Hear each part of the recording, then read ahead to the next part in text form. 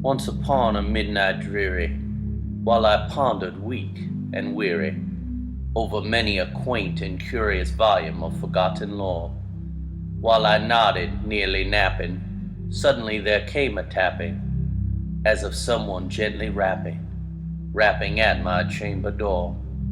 "'Tis some visitor," I muttered, tapping at my chamber door. Only this, and nothing more. Distinctly I remember it was in the bleak December, and each separate dying ember wrought its ghost upon the floor. Eagerly I wished the morrow, vainly I had sought to borrow from my books surcease of sorrow, sorrow for the lost Lenore, for the rare and radiant maiden, whom the angels named Lenore, nameless here forevermore. And the silken, sad, uncertain rustling of each purple curtain thrilled me, filled me with fantastic terrors never felt before, so that now, to still the beating of my heart, I stood repeating, "'Tis some visitor entreating entrance at my chamber door, some late visitor entreating entrance at my chamber door. This it is, and nothing more."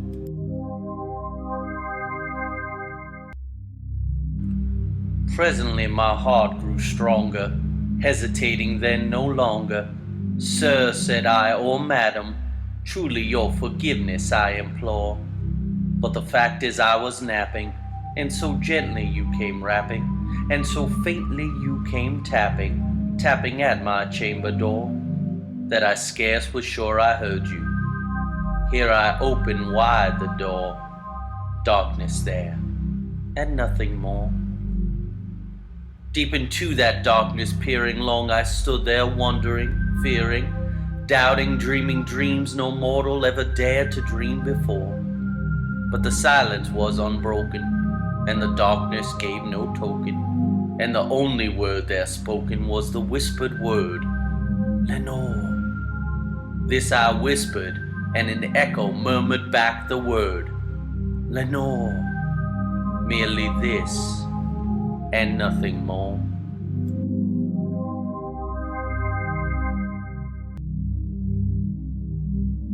Back into the chamber turning, all my soul within me burning, soon again I heard a tapping, somewhat louder than before. "Surely," said I, "surely that is something at my window lattice. Let me see then, what thereat is, and this mystery explore. Let my heart be still a moment, and this mystery explore. 'Tis the wind, and nothing more."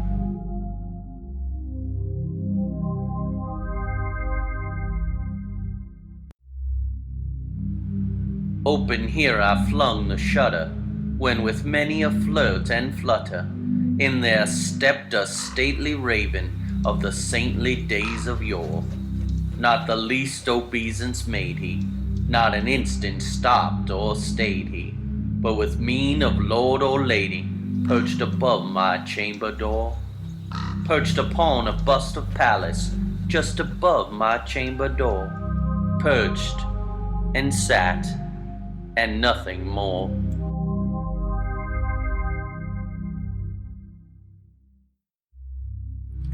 Then this ebony bird beguiling my sad fancy into smiling, by the grave and stern decorum of the countenance it wore.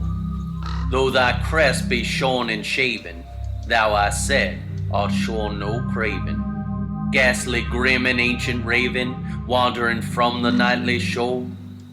Tell me what thy lordly name is on the night's Plutonian shore."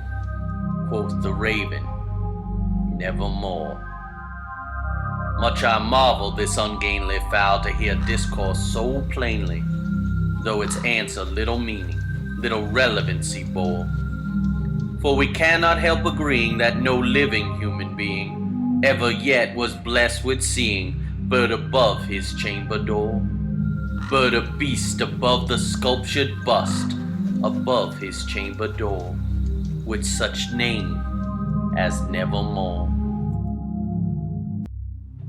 But the raven, sitting lonely on the placid bust, spoke only that one word, as if his soul in that one word he did outpour.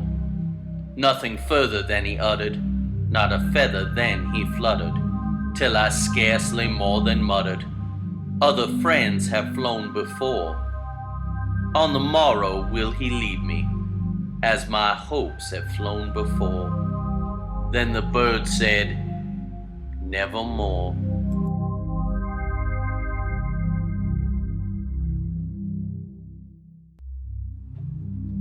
Startled at the stillness broken by replies so aptly spoken, doubtless, said I, what it utters is its only stock and store, caught from some unhappy master, whom unmerciful disaster followed fast and followed faster, till his songs one burden bore, till the dirges of his hope that melancholy burden bore, of never, nevermore.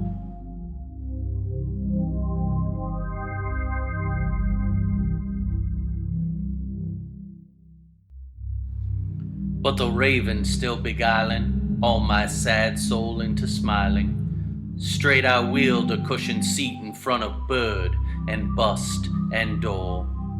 Then upon the velvet sinking, I betook myself to linking fancy unto fancy, thinking what this ominous bird of yore, what this grim, ungainly, gaunt, and ominous bird of yore meant in croaking Nevermore. This I sat engaged in guessing, but no syllable expressing, to the fowl whose fiery eyes now burned into my bosom's core. This and more I sat divining, with my head at ease reclining, on the cushion's velvet violet lining that the lamplight gloated o'er, but whose velvet violet lining with the lamplight gloating o'er, she shall press on nevermore.